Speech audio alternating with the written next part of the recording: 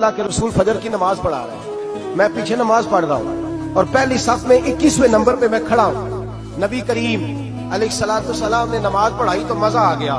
نماز کے بعد حضور نے غلاموں کی طرف رخ پھیرا، ایک کھجوروں کا ٹوکرا آیا، اللہ کے رسول کھجوریں نکال نکال کے تقسیم کرنے لگے۔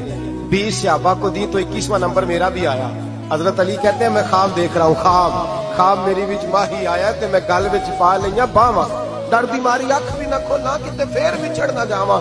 کہتے میں نے دیکھا حضور نے کھجور اٹھائی، اس کو صاف کیا، مجھے دی۔ فرماتے کچھ کھجور کا مزہ، کچھ دستے مبارک کا مزہ، کمال ہی ہو گئی، اتنا ذائقہ آیا۔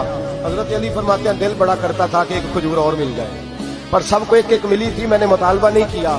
فرماتے ہیں ابھی کھجور کھا ہی رہا تھا کہ مسجد میں اذان کی آواز آئی، میرے دل سے ہوا نکلی کہ یار کبھی تو ٹھہر جاتا نا، تھوڑی دیر کبھی ٹھہر جاتا نا، ذرا ٹھہر جا مؤذن، میرا دل دہل رہا ہے، تو ذرا ٹھہر جاتا۔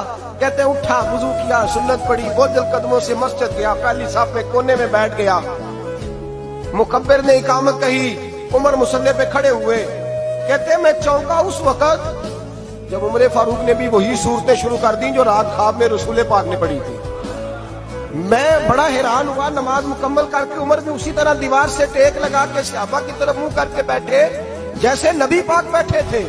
حد ہو گئی کہ کھجوروں کا ٹوکرا بھی آ گیا۔ کہتے ہیں فاروق اعظم بانٹنے بھی لگے، 21واں نمبر میرا بھی لگ گیا۔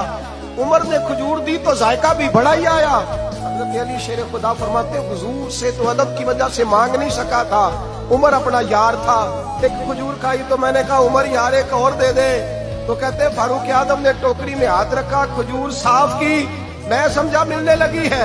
عمر نے صاف کر کے اٹھا کے دوسرے صحابی کو دے کے کہنے لگی علی چپ کر یار، اگر رات کو نبی پاک سے دوسری مانگتا تو میں بھی سویرے تجھے دوسری دے دے۔